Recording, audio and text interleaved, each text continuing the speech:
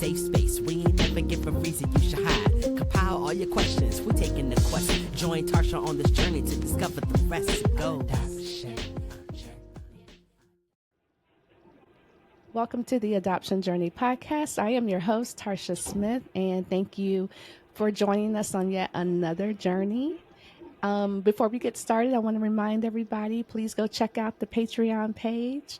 You will get all of me there. And what I mean by that, the podcast, plant-based recipes, extreme hip-hop classes, like everything is there. So y'all go check out the new Patreon page. Without further ado, I'm always excited to have these guests. Today I have a fellow adoptee. Her name, and I'm going to say her whole first and middle because I love it, Ajane Nicole. Hi. She sounds like a neo-soul artist. Hey, girl. something like hi. So I'm going to dive right in. Okay. And my favorite first question is, how old were you? No, let me back up. Are you a transracial adoptee or same race adoptee? I am a same race adoptee. Okay, so how old were you when you found out that you were adopted?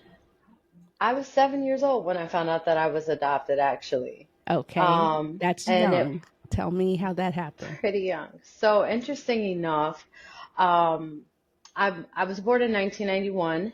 And around that time, I was there was a lot of. I was in high school. Okay, go ahead. Sorry, I'm staying focused. Go ahead. There was a lot of children that needed homes, foster children, a lot of children that were needing to be placed up for adoption in that time. And I was adopted through the Children's Home Society. Ironically, the Children's Home Society, at the time that I was 7, had a lot of commercials on TV, like Adopt a Child commercial. And the first time I asked, it was just out of curiosity. I'm not even going to lie. I don't know if I actually felt like I was adopted or if that was just God speaking through me to get an answer out of my parents. But I asked one time before after seeing a commercial, and they were like, no, you're not adopted. Oh, they didn't tell the truth. They did not tell the truth at first. And then I saw another commercial again, and I asked again, and I remember specifically my mom saying, okay, all right, we got to have a talk. We got to sit down, and I got to tell you something, and I don't want you to be upset. And then we had the whole spiel. I was 7 years old when I found out that I had older siblings and I had another mother. Okay, hold on. I'm going to stop you. Yeah. Was your adoption open or closed? It actually was closed. However, my birth mother kept in contact with the agency, and the agency kept in contact with my adopted mother. So my adopted mother was able to send letters and pictures up until I was about 5 or 6 years old. They lost contact because my biological mother had a house fire, and she lost contact with the agency somehow, some way, and the communication stopped then. Okay, I'm intrigued because usually, to my understanding, a closed adoption is just that you have some non-identifying information. At least that was my experience. And that's it. And nobody has contact with anybody. So that's interesting. Were you here in the United States or are you outside of the United States? Really? That's interesting. And it's something else that you and I have in common. I also, around that same age, just asked the question out of the blue. Wow. Yeah. Really? Never met anybody else that had done that till today. Yeah. And not that I felt any kind of way. I didn't. Or I knew that I didn't look like anybody. That I mean, I'm same race adoptee, but I didn't look like anybody. Right. I just asked. So, yeah. And I know they were so taken back by it. I was just like, for me, looking back in retrospect, it wasn't because I didn't feel like I didn't belong at that time. It was just, I asked a lot of questions. I was a very me too intrigued child. I still asked a lot of questions. That's just what I just asked to ask. And then I found out, and I thought it was pretty cool. Me too. I thought it was pretty cool. I know that my adopted mom thought that there was going to be some resentment which is why she probably didn't want to tell me initially when I Mm-hmm. asked. But I honestly, and I do have some resentment, but not because I'm Not because, adopted. okay, we'll get there. Um, We'll get yeah, there. not because I'm adopted. I thought it was cool that I had older siblings. All of my, I grew up with a brother and a younger sister. I'm the oldest of three in the Okay. household that I was raised in. Were they My adopted father, too? all of us were adopted. Okay. However, my brother and sister come from the same mother. Okay. So, So they were blood related, and then there was me, right. kind Okay. of like by myself. Okay. Okay. And you're the oldest. Hmm. And, but it sounds like for the most part, you had a good childhood. And, okay, I'm going to back up. Let me No. back up. Let me pull myself back. All right. Here we go. Go ahead and turn the corner. So, I grew up, I had a very interesting childhood. Like I Okay. said, I was the oldest of the three, so I was also the parent child and the guinea pig child. So I was Explain that. responsible as the second parent or second mother, being the oldest, having to take care of my Okay. siblings, Okay. and also the guinea pig because prior to me, my parents didn't have any children together. Oh, So being okay. the oldest and just having them experiment with me is First pretty child much syndrome. what Yep. it was. My mom had a daycare. She had a daycare in home, a very large in home childhood daycare. And I was pretty much a child worker. So not only did I take care of my siblings, but I helped her run this daycare in the house. So I had a Okay. lot of responsibility and very limited amount of child time.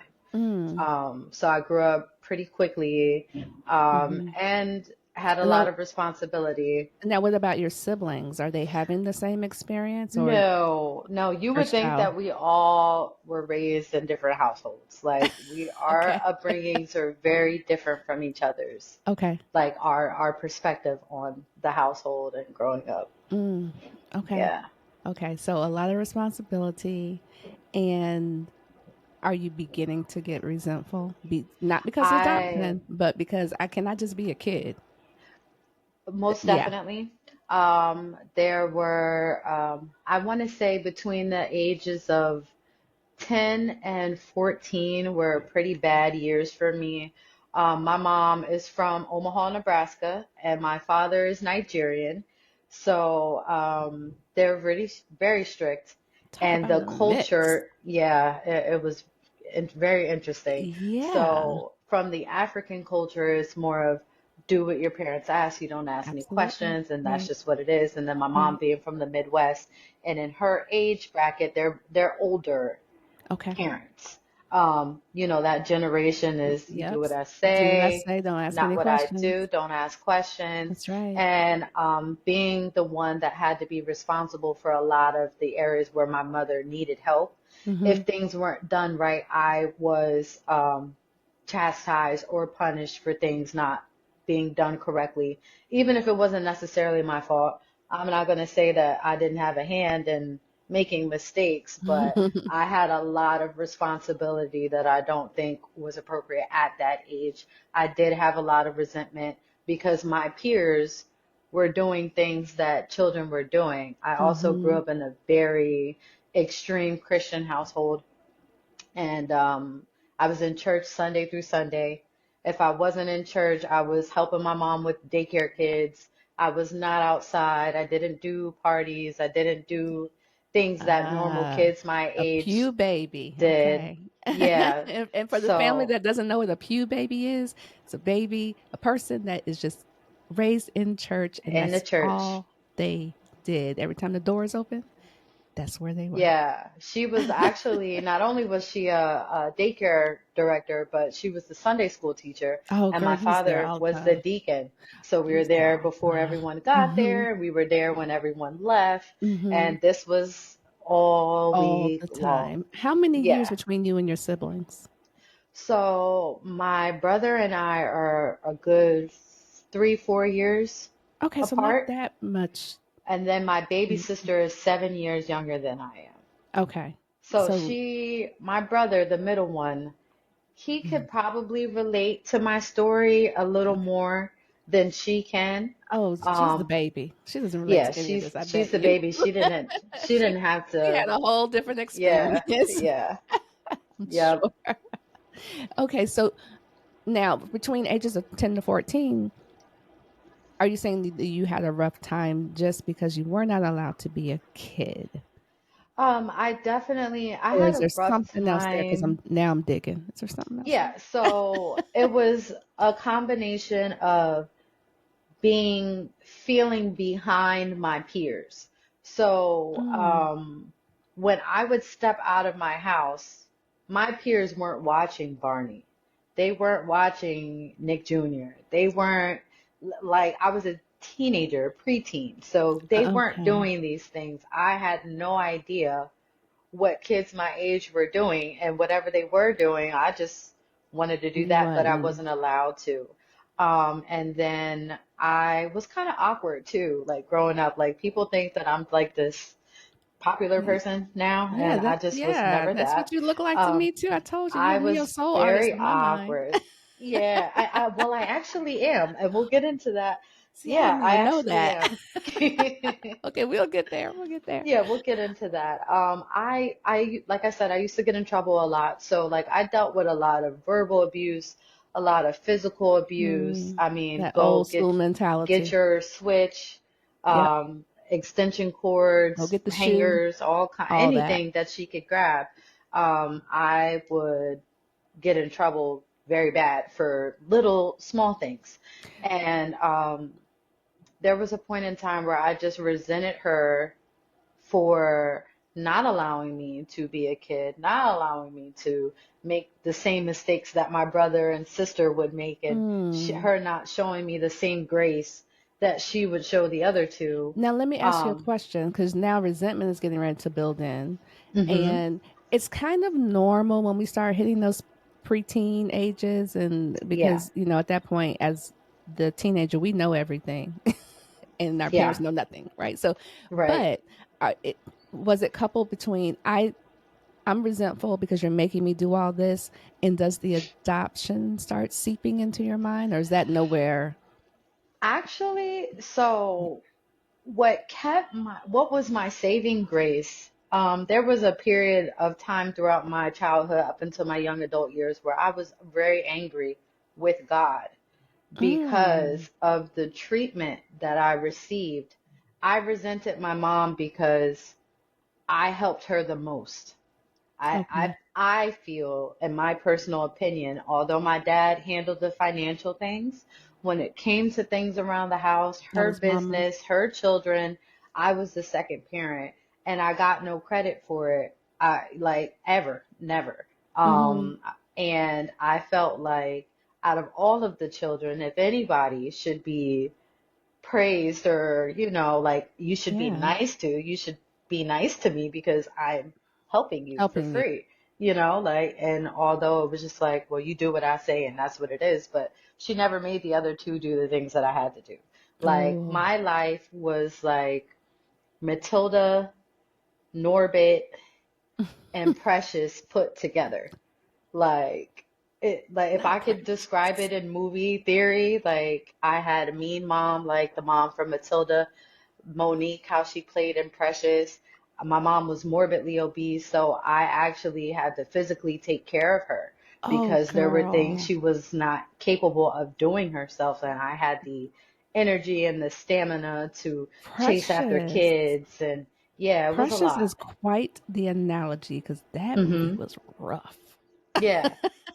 Like, I I can't even watch honestly, I that movie can't a watch second time. it. Yeah. Exactly. Yeah. I One can't and even watch done. it. I can't even watch it Mm-mm. again. I attempted to read the book. I'm like, I can't do it. Yeah, it I can't do it. definitely get triggers me, that movie, and I like those movies I just kind of stay away from Oh, because that is they were such an meant to be analogy. good movies, but they're not funny to me They're because it just not. reminds me so much I of my don't think life. Precious was meant to be Oh, funny. well, that one wasn't a funny movie. Norbit was, but Yes, yeah. Norbert was. Norbert's hilarious. But Yeah. okay, so you know what? The fact that she's obese, that brings in a whole nother realm Hmm. because you're like, really? Is she at the point where, um, like almost bedridden So she obesity actually was or like she was never bedridden, okay. but if I could give you like a visual, Yeah. she had a gastric bypass later on in life, but prior to the gastric bypass surgery, she was pushing like, the my 500-pound Ooh, wife kind of lifetime yeah. And how ish tall kind is of. she? I'm 5'4". She's probably like 5'2". So she was I'm not five tall. two. Yeah, Yeah, I she know was how not tall tall. she She is. was That's how tall I pretty am. pretty big. And she just didn't have the energy or the stamina to do a lot of things. Right, And I had to fill in. Like even when right. it came to disciplining my siblings, she couldn't Oh, well, how like did that go over from you to your brother? Because it's not that much of an age difference. You wouldn't have so been disciplining me. We'd have been fighting. I didn't do the disciplining, but when it came to him being disciplined by my mother, he would run. I would not run. I was just like, it was embedded in me to kind of take your punishment. Yeah. So I never ran. My brother was a runner. So she could never He catch knew him. mama was not going to catch him. Yeah, she couldn't catch him, so my job was to grab him and hold him down while he got a beating. And if I Oh, didn't catch him, then then I you're would in get a trouble. beating. Then I would get in trouble. So Girl. like, and him and I, we did have like a thing because he resented me and I resented him, and there was that little Sure. thing going on between him and I for a very long time. I would take out my anger on him um, because it was passed down to me from her. I didn't learn that until later on in life, but like we Yeah. definitely had issues there. So she Oh wasn't my very gosh. nice. She's actually not very nice today either. Mm, But we gonna get there. We're gonna get yeah, there. my So father, thank he's I was going actually, there. I want to I'm know because you're sorry. around there chasing people, holding people down. So he Where's worked a dad in lot. all this? When a Okay. lot of these things happened, my dad was at work faithfully. When he came home, he Same had for her. a routine. He comes home, he eats dinner, he watches the news, gets into his Bible, and then he goes to bed and he does it again the next day. He doesn't really interact very much with the kids and my mom's daycare and stuff like that. So Okay. he didn't really have a say. Um, and when he did have a say, because he is African, it is in his culture, you just have to listen to your mother. I don't know. I don't know. Just listen to her. I don't want to hear it. I don't want any problems. Like that's just how he was. I love So, that you just went into that accent. Thank you for doing that. oh, you're welcome. You're welcome. I tried my best. But he was very just like, you listen to your parents. If you listen, then there won't be any problems. Yeah. I very rarely got any advice when I would give him my grievances about her, Yeah. because in his culture, you have to be on a united front. My dad was always in a united front with his Hmm. wife. It didn't matter if she was right or wrong. I thought it Hmm. was pretty toxic, but I don't know what kind of conversations were had behind closed doors. Right. So I don't know if anything was ever said contrary to what I saw them being united about. So I don't know. Okay. So I'm gonna turn the corner. I want to know: did you ever meet your birth mother? Like, do they So come into the I'm picture? so glad you asked. Actually, um, hmm, May 5th, 2015, Okay. I made a Facebook post looking for my biological family, and it went viral. I Hmm. mean, very viral. Like, I cannot make this up. I just put it out. God Yeah. carried it, and it went from here to Australia and all other kinds of places where people were just reaching out. They thought I was related. It was a lot. I was very overwhelmed.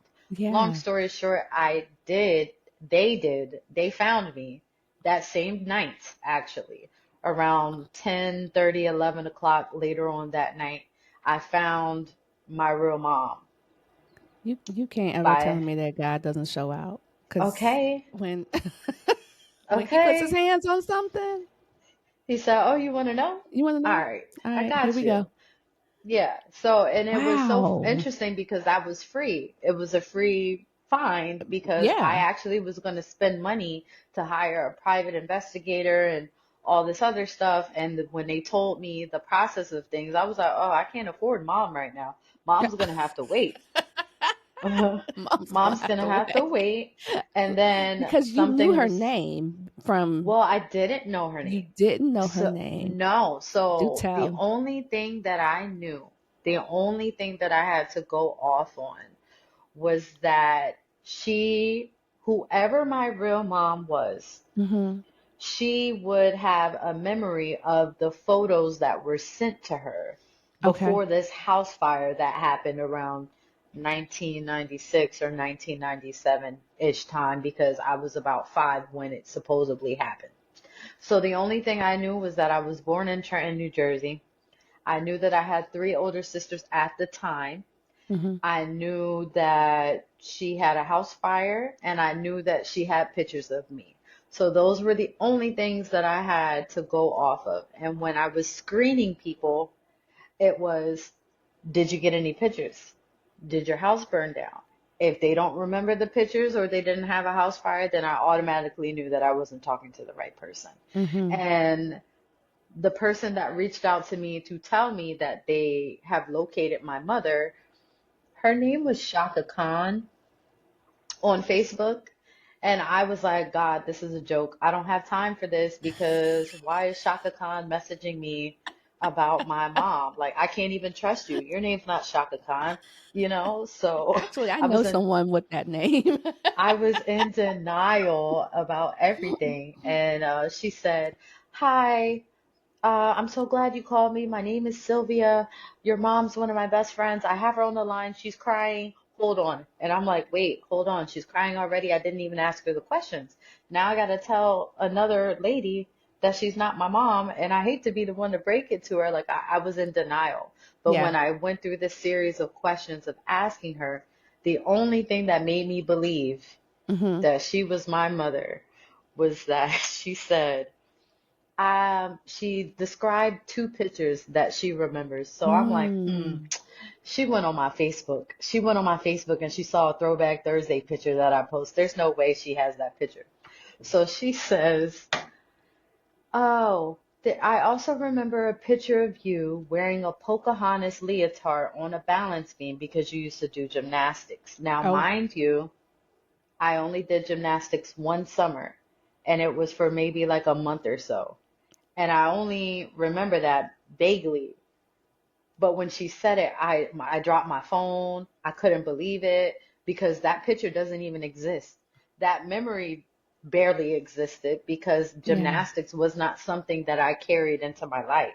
It Mm-hmm. literally was a seasonal thing that I did when I was a young kid, and Yeah. you had to be there to know that. And you had to be the one. So when she said that, I was like, "Oh my God, like she found me." Like So how do she you found me. feel in this moment after you pick up your phone from dropping your phone? Um, in disbelief, in shock. I was Yeah. in shock. I couldn't, I lived in an apartment complex. I was running up and down the hallways, knocking on my neighbors' doors, like, because everybody knew I worked as a CNA at the time. Okay. And, all the people at my job, they shared it. So everyone that I knew was very supportive of Can me you finding it. tell me, and I'm asking because there's people out here that are afraid to look, and I'm a big advocate for Hmm. looking, but the way you did it was so unconventional, but it worked. Hmm. Tell me if you remember, what did you say in that post? So I introduced myself. I said, I was born in this year, and I gave just a little information about what I was looking for. And I didn't want to say too much because Right. I wanted to make sure that my real mom knew all of the real details. Mm-hmm. And I just told them that I was looking for my family. I know that I'm from Trenton, New Jersey. I know that I have older siblings. And I've been looking for years. And if you see this post, please reach out to me. And she did. I'm And it was dumbfounded right crazy. now Yeah. because you had a closed adoption. but still had some contact, which Hmm. later on would help you. Helped out. It helped out. So, and you know what's interesting? They were actually looking for me as well.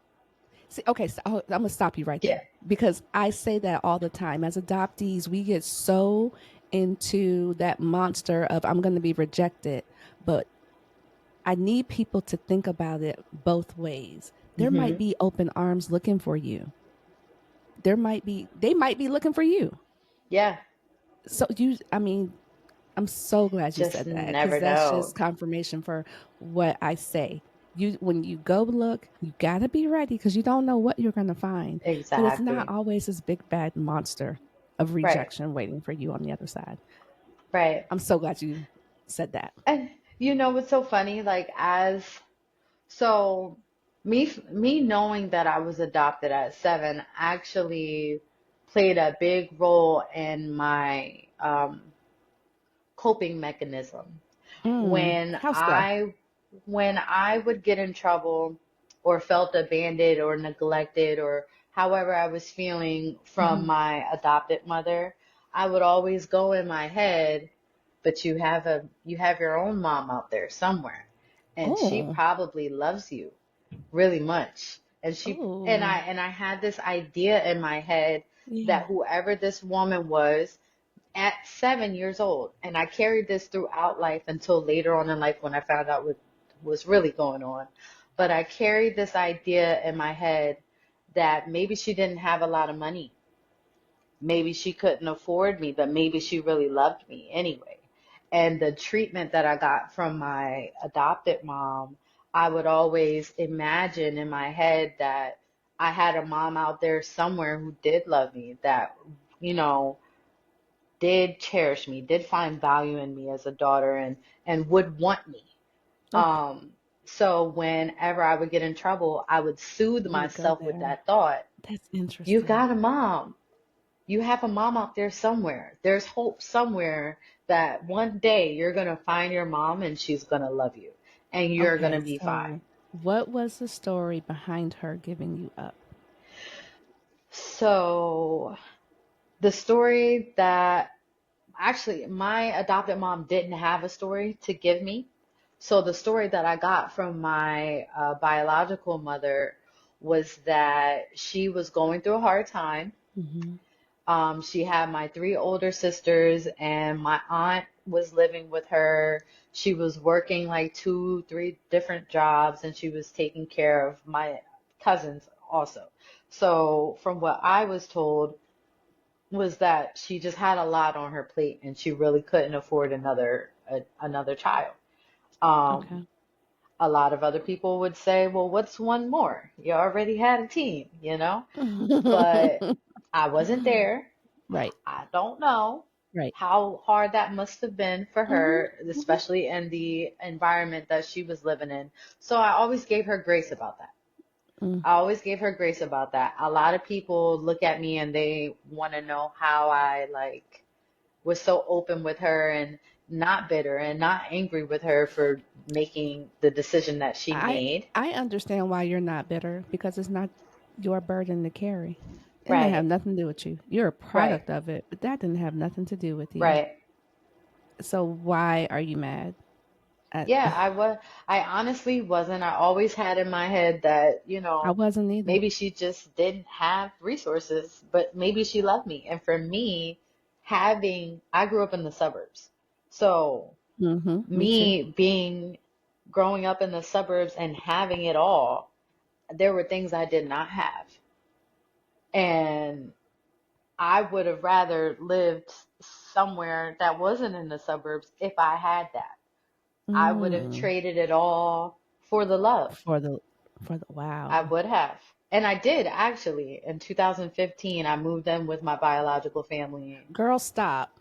Not Yeah, move in. She didn't I visit. did. I She moved went and in. moved in. I Girl, sure did. how do we how, So how I'll do we try to get tell you, it's a there? long How story. we get well, I got time. How we get there? So when I was 19 years old, I was kicked out of my house on my 19th birthday. And I have not been allowed to my childhood home since that day. Oh, I am not welcome there. My mother won't welcome me there. My dad's okay with it, but my adopted mom and I, we just why? don't get along. Oh, And just from things building up over the years? you know what? Honestly, it's more so because I have a very smart mouth. I'm a very call it like I see it person.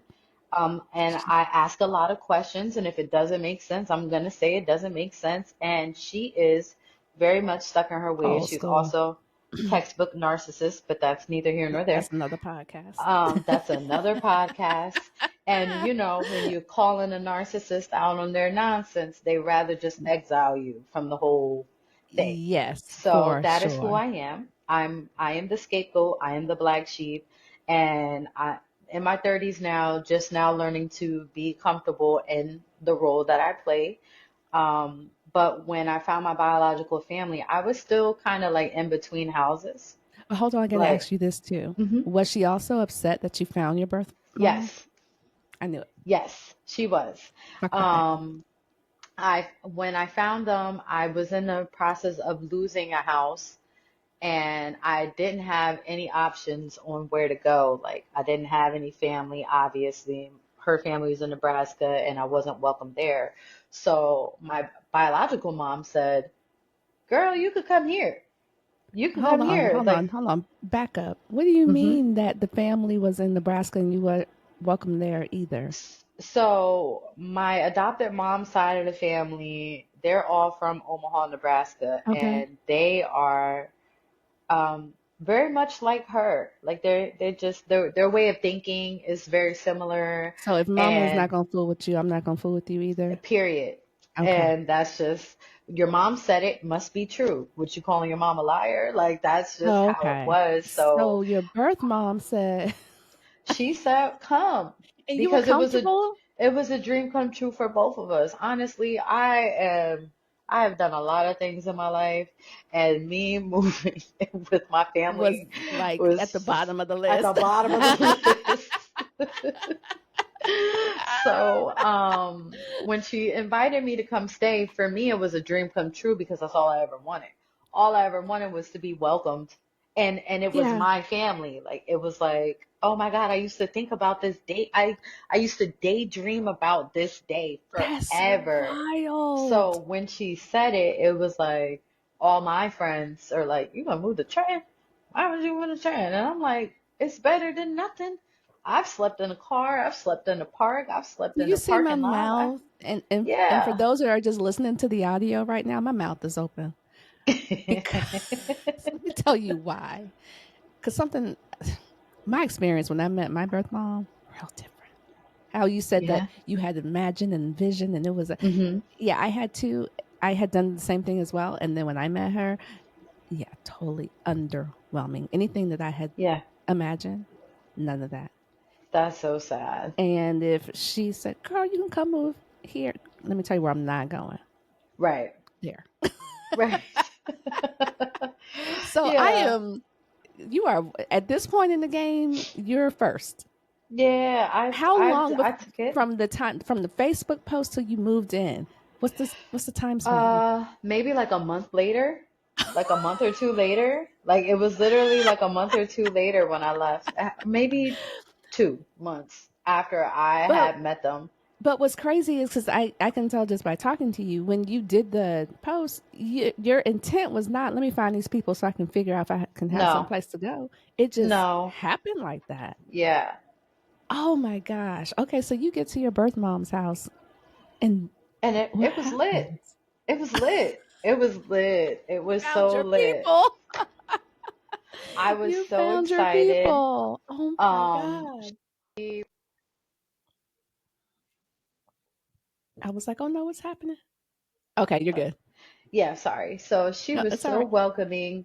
I realized that I came from a very big family. Now I was not raised in a big family. It was just me, my Mm, siblings, and mom and dad. Like that's all it was. So I had like a plethora of cousins and all of these uncles and aunties, and I had a wow. grandma that liked me, and like it was, and sisters, and I was the baby instead of being the Oh, oldest. Like it was oh, talk crazy. about a flip. Yeah, it was so crazy, and And do you it look was like really these nice. people as well? So my sister Aisha and I actually look the most alike because we Hmm. have the same dad. So she has locks like me. They're red. We have the same skin complexion, same shaped head, forehead, everything. We look like we could be twins. Now, I assume they knew about you? Like Yeah. you weren't a family secret. No, I was not a Okay. secret. Okay. So Now, what when I about? got Oh, I'm there, sorry. Go there ahead. was they threw me a welcome back party.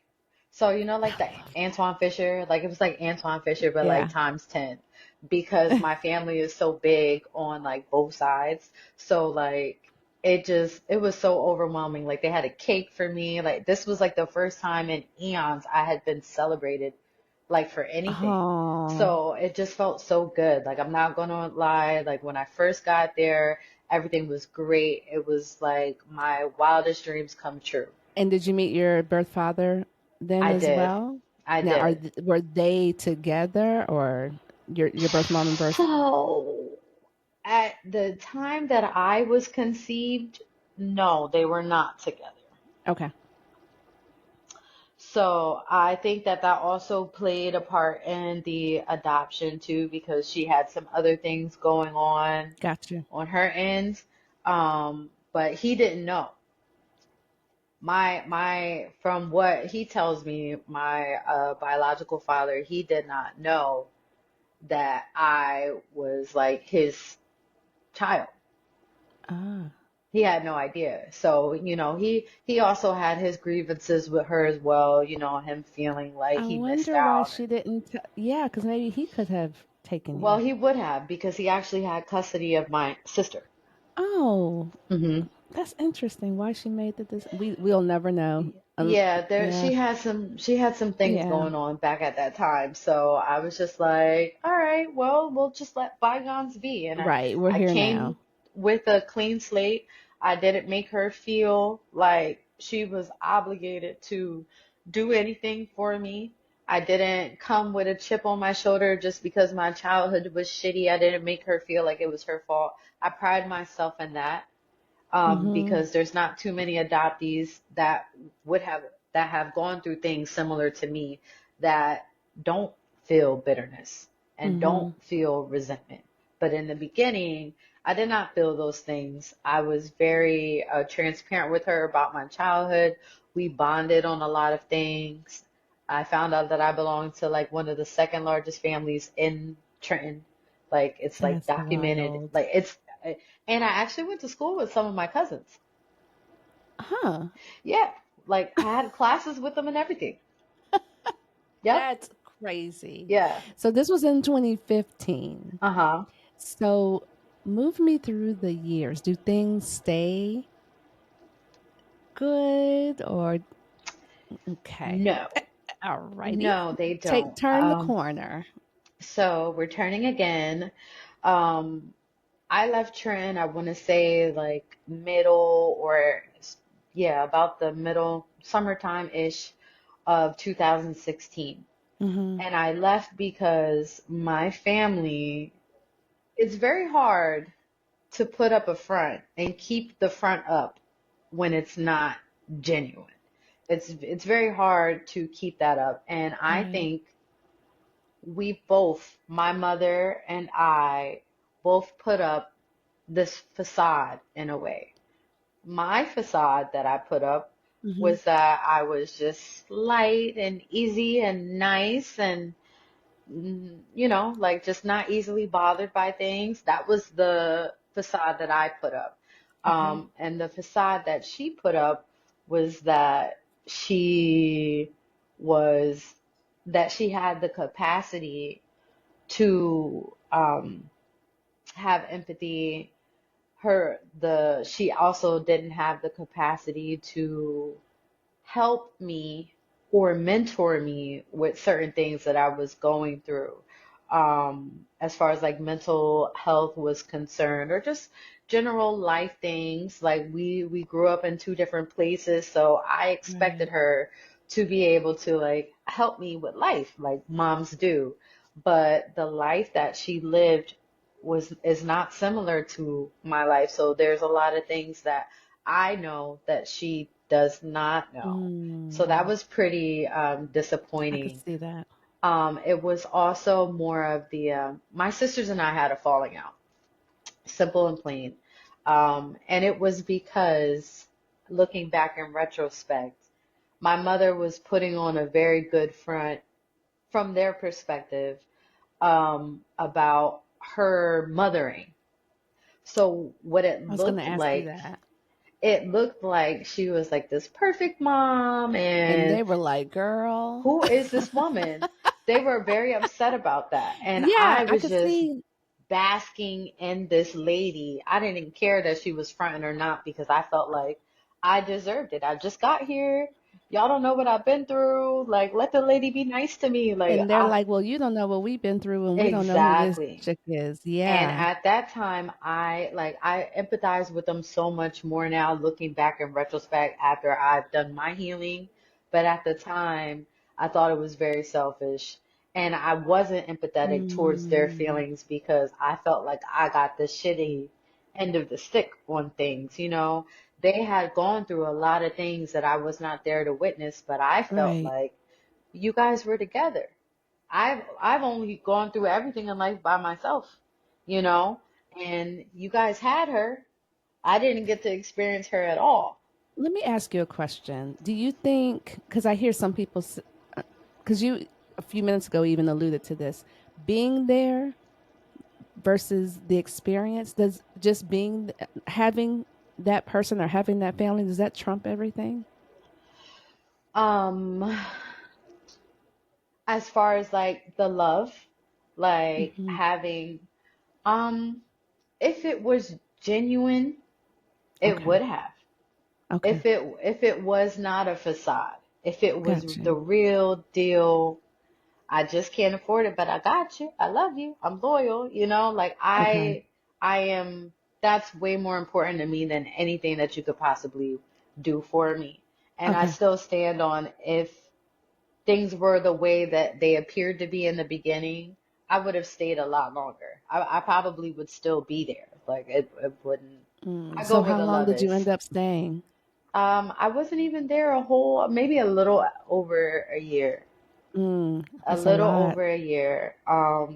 What happened was, my siblings and I got into a very big altercation, and my mother played the back seat of it.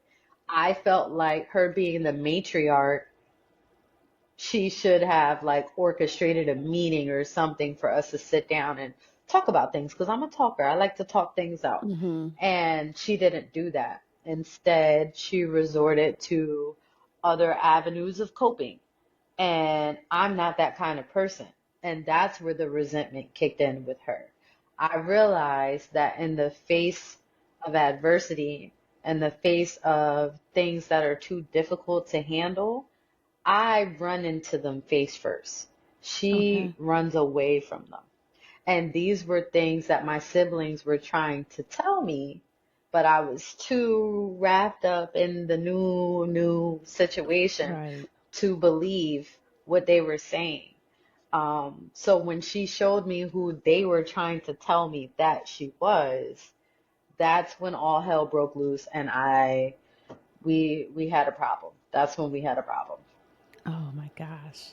So are you total?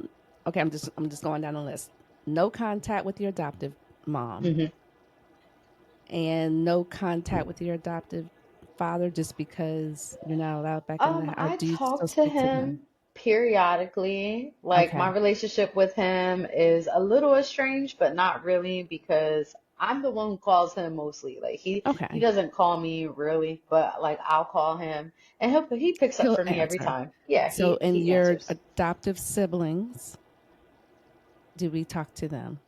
So I actually have no relationship with my brother, like whatsoever. Like, we don't talk. I don't know if it's just us going our separate ways, or if he's waiting for me to reach out to him. But him and my adopted mother are like really too close for my comfort, so I don't really get in the mix Okay. like that. But my baby Okay. sister, we're pretty estranged also, but I do communicate with her on like social media. I do Okay. wish things were better, but I do feel like um, with life just being busy and she has her own things going on, I also do kind of feel like um, just not wanting to be in the middle of my mother and I. I get that. So yeah, Okay. So, I feel like that's just her being safe and trying to keep her peace, you okay. know. Going down the list. Okay. hmm So now, birth mom. hmm What is that relationship like at this point? so interesting enough, I reached out to her recently about something work related, but I don't really talk to her. Okay. And that's Um, fine. I I don't really talk to her often, and it's just because there are parts of me that I notice are not all the way ready for a regular, And normal relationship. that's fine. That's fine. Now your births, your sisters. Um, so it's funny. I've been on this road to forgiveness within the Okay. last 4 years. I had stopped speaking to everyone because I can hold a grudge, and I held this grudge for almost 7 years. And about Oh, a couple years ago, I reached out to my sisters individually, not together, and I sat down and I had dinner with all of them except for one um, at a neutral location, and we were able to hash things out, just me and each of them one on right. one, Mm-hmm. and we're fine now. We're That's good. fine. hmm Now I want because you've said it. It's been a running thing with you, and I don't even know if you realize it. You've been talking about a journey to self hmm healing. Tell me what that has looked like for you. Like, what did you do? Because there's a lot of adoptees that need to do that. Ooh. Oh, it was hmm. Self work looks like it looks like a mess. It looks like a mess at first.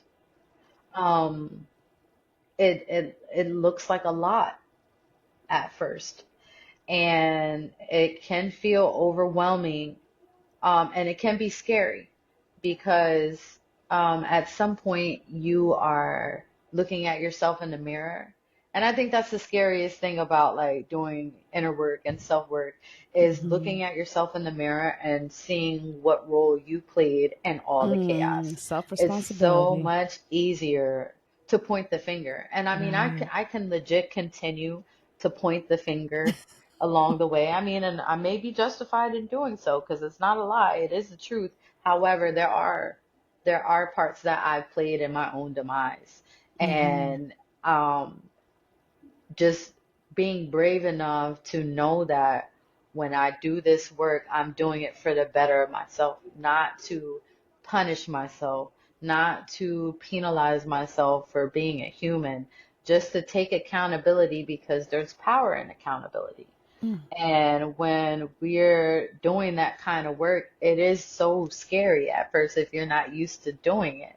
And if you don't have anybody around you holding you accountable for yourself, it's even harder to do it when you're trying to figure out what that looks like for yourself. And yeah, it was not easy. It was not easy. How did you get to the point where you're like, you know what? I got to heal? Because some people, they never get there. So when I made the decision to leave Trenton, it was because I had legit lost my mind. Um, And I have struggled with mental health issues Okay. prior to being finding my family, but I was never like officially diagnosed with anything that stuck. Like I was like often misdiagnosed, like a Yeah. lot of us are. That's another podcast. Whole another Um, podcast. and nothing really stuck. What happened was I felt like I wanted to die. I felt Mm. like I was ready to just check out because I had disappointed myself yet again. I felt like I had ruined my opportunity with the family. Like there was no other family. Remember, I told you that I had this Yeah. idea in my head that, well, if she doesn't like you, it's okay. You have And I your own have mom. that. And I then have now I another don't mom. have that. And so when I found them and everything went and hit the fan, it was like my dream was ruined. Mm. My what I thought it was going to be like was ruined, and I had nothing else. There was no other family to look for. There was no other mom, there was no other dad, there was no other possibility for me, and it was ruined. And when it was ruined, everything that I had thought about myself went along with it. Ooh. Ooh, Um, ooh, ooh, ooh. I felt like I was in a fun house with a bunch of distorted versions of myself, and none of them fit who I thought that I was. Yeah. So I realized in that moment at the same time that I felt like, you know what, you're not good. You're not good enough to be here. Just call it a day. I also thought, well, you've come this far and you have a pretty interesting story and you've survived a lot more than you're willing to acknowledge. And if you end your story like that, what kind of cliffhanger are you going to leave the people? Cliffhanger. Yeah, what do you what kind of hope are you going to leave the people that know that you are a survivor? You are, and I had to talk to myself in that hospital room like, we're not doing this. We're not going to allow other people to tell us who we are. And then in that moment, I realized that my creator is the only being that can dictate who I am and what my purpose is here. That's right. Not my mom, not my dad, not my brother, Mm-hmm. not my sister, not my child, not a significant other. There's not one person on this earth that is going to tell me who I am and that be the Mm-hmm. truth. Oof. It may sound good. It That's might not what, sound good. and when I just visualize you in that hospital room talking, having that conversation, and for me, what I hear, I'm like, that was nothing but God. Hmm. That's what I hear. Hmm. That was nothing but God. And Yeah. so, And go ahead. I'm so sorry. no, no, no, no. I'm just um, dealing with mental health issues. And I know as a kid, no one called it that Right. because, in the 90s, I don't think I ever even heard that term, Right. mental health issues. And so I'm going back in my head, everything you talked about, you went through as a kid. You didn't even couple in there the fact that you had these mental health issues that you Right. probably didn't know what it was, or no one knew Right. how to diagnose. So that's coupled in Right. there. Well, the interesting thing is that my father actually retired from the mental health field. He has Oh, a degree, you and said that. yeah, But so see, I didn't know that early mhm. on. See, now that I'm here, okay, Dad. Yeah, so I there was just a little resentment there, just a little. I prayed on it. We've forgiven him for that, but For I do sure. feel, looking back in retrospect, because of the type of job that he had during the day, and then having to come home and deal with the chaos there, I do feel like he just was trying to like save a little bit of sanity. Hmm. I mean, I don't think it was fair, but I do understand and empathize with it now as an adult. As an adult, I yeah. get it now. And it just was interesting because I took myself on this journey of recovery from that moment when I decided I'm gonna live. Actually, Actually, there's probably way more to this story. Actually, I want to be alive to see that. Actually, whatever it is, God, that you're doing, do it. I'm in. And from that moment, I've like actively, even to this day, like I still go to therapy, I do what I need to do. And it's a work in progress every day. Like I actually, and you know what? I forgot to tell you my medical history. Ah, I actually found out that the mental health issues that I had runs in the run family. in the family. Hmm. Which is why it's So important yeah, it to is to know. know these things. And if you Um, don't know, go find out. yeah, and it was hard for me. I do empathize with my mother now because she also does have mental health issues. At the Okay. time, I didn't care. When I got upset about things, I didn't care. Um, but she struggles similarly to how I struggle. So I do empathize with her in that way. Um, it just means that I need to take more care of myself and stop expecting other people to care for me in the way that I feel like I need to be cared for, and it having these expectations for other people to coach me through it, like I have to be that person for myself. And I think coming to terms with letting go of the idea that mom and dad are supposed to take care of me, because that's Hmm. what I was really bitter about. Hmm. Letting go of that idea that family is supposed to be a certain type of way is what freed me from the bondage of feeling abandoned or feeling neglected. Um, and I found power in that. I found a lot of power in being by myself because I had to. I had Girl, no you are choice. preaching in here. Okay. Oh, thank you. Thank you. Life will do it. Okay. Life will You do better it. bring the word. Okay. Okay. Listen, it's just a word in there. It Yeah, is it's for certainly a word sure. in there. For sure. It's so powerful for you to even have come to that. There's Mm-hmm. so many people that are so comfortable with living in the hurt, living Mm-hmm. in the trauma, because if you take away and say you need, let's go heal, they don't want to do that because they enjoy living in Yeah. the People get trauma. comfortable in the They get chaos. comfortable in the chaos. Yeah. Mm-hmm. But one of the things that stood out to me, you kept saying, I made the decision. Mm-hmm. I made the decision. That's powerful. Yeah. And I don't even know if you realize that. Sometimes someone needs to hear just that. You have to make a decision Yeah. and then move forward. Right. And at this point in the game, there's all kinds of resources out there. Yes. There's all kind of community out Yes. there.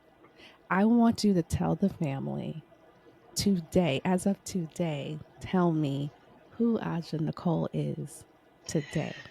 Today, um, I am a certified peer recovery specialist, Okay. which means I make a living by sharing my story with other people who are struggling in similar ways, whether it be with mental health issues Mm-hmm. or substance use issues or whatever. Maybe it's co-occurring.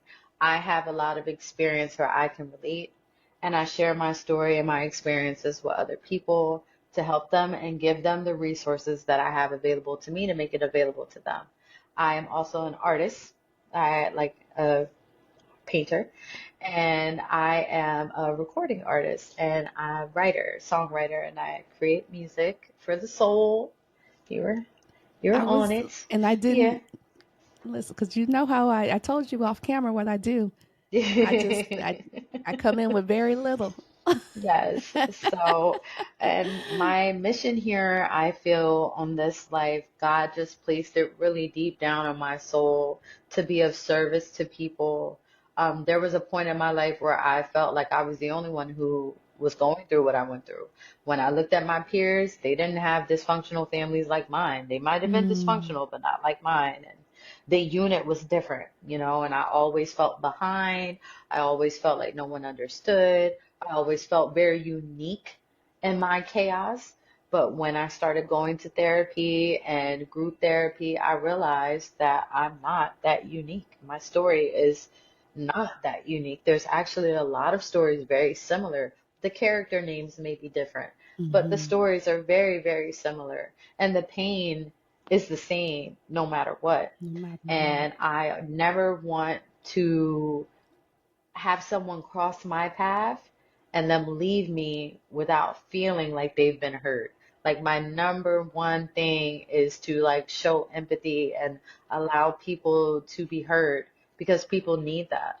And my mission here in this lifetime while I'm here is to share the unconditional love that God bestows upon my life and to show empathy and to give words of encouragement and just be the light for other people who are struggling. And that's what I do with my music. That's what I do with my art. That's what I do at my job. That is just what I do. I gotta get my words together. Of everything that you just said, let me tell you what I heard. I went through what I went through for somebody else. Absolutely. Absolutely. There's That's what I definitely a big heard. purpose in the pain It's a for bigger sure. purpose. Even though it was rough and it was hurtful and it was pain and the scratching and the clawing, it was for somebody else. Yep. And you understand that. You're so Yeah. dope. Thank you. Thank you. I loved having this conversation. Please tell the family how they can find your services, your art, your music, and I'll be sure to drop all the links in the description as well. So I have a link tree on my bio. I'm just on social media. So I'm on Right. Instagram. I'm as told by Ajane, and that is my Ajane handle Nicole. across all social media. So even on TikTok and stuff like that, I'm as told by Ajane. And then in my bio, there's a link to my music. Okay. There's a link to my page or my art. And if anyone has any inquiries about anything, you can contact me via social media and it'll go straight to my email. Okay. As told by Ajane. Yes. I want to say Ajane Nicole because I love that, but it's as Thank you. told by By Ajane. Ajane. Yes. For me, Ajane Nicole. That's from now on. That's Thank who you you. are for me. Thank you. Well, thank you so much for coming and being a guest. Your story, girl, I'm still at you moved in. I can't get Yeah. past that. I was like, okay, get sold. I'm coming. I love that. Thank you so much. And Thank you hang for on just having for me. sure. And hang on for just a second. And until Okay. next week, bye family. Journey on. You need a pie with the good. Oh yeah, what is the one?